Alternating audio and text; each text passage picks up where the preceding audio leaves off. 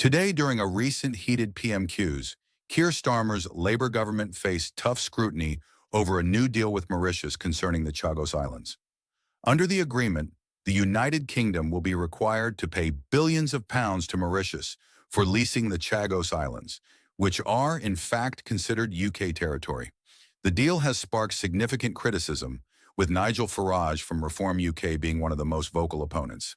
During the session, Farage openly condemned the deal in Parliament, making some bold statements. Have a watch at this moment. Thank you, Madam Deputy Speaker. I have to say, as an elected representative of a very young political party, I watched this game going on between the two old parties and find it difficult to conclude that it's anything other than a complete and utter charade. Whilst I agree with the Right Honourable Member from Whittam, who made the argument this is British sovereign territory, there is nothing to be gained, literally nothing to be gained by giving it away, and I see the benches behind her cheering, but this was the party that went through, as we heard earlier, 11 rounds of negotiations. The Conservative government was happy to surrender the sovereignty of the Chagos Islands, but didn't like the final shape of the deal. And then we go on to the government, who tell us this has to be done because of legal uncertainty. But of course, there is no legal uncertainty whatsoever. And you know, you can shake your heads if you want, but you know I'm right.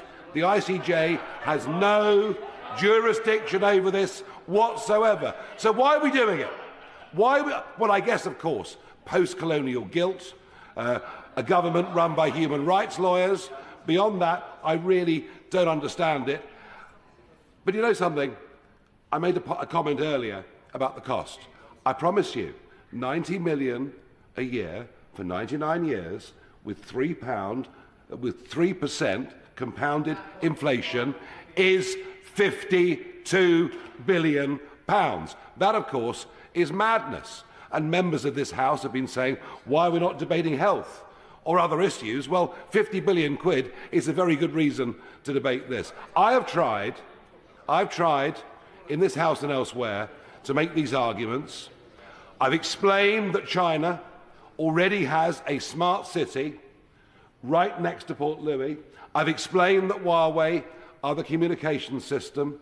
You can see now, of course, that Prime Minister Modi is worried on missing out on the action. There is a 200-mile marine park which potentially has cobalt and other mineral resources that could be worth tens, perhaps even hundreds of billions of pounds over the next few years, and we're prepared to give it all away. And the timing of this debate's perfect, because the Prime Minister is mid-Atlantic as we speak. Now, I have spoken in the course of the last week to American cabinet ministers, and whilst they're concerned about Chagos, they're even more concerned about bringing an end to the war in Ukraine, which I think we're all very, very keen to see, provided that it's on the right terms. There is also going to be a big debate about tariffs. So here's the point. Chagos is not especially high on the American agenda at the moment. I would love to see the American administration veto this terrible deal. But I'm not even sure then that this government will move its position. They are clearly hell-bent on giving away the Chagos Islands, whatever the risks to global security, whatever the risks to our own budgetary constraints, and having ignored completely the will of the majority of the Chagosian people. If that's the case, I would rather see America have the sovereignty of the Chagos Islands than a corrupt Mauritius. Why don't we, if we're going to give this up, let's sell. Let's get a few billion quid for the Mauritius Islands, for the Chagos Islands. Mauritius has no legal basis, no legal claim, and you know what? Investment would come. The Chagosians could go back and get well-paid jobs.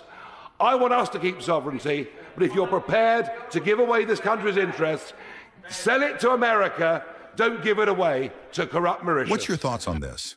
Let us know in the comments.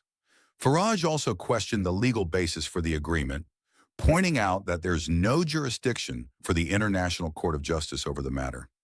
He suggested that the UK should sell the islands to Mauritius for a substantial sum instead, criticizing both the timing and motivations behind the deal.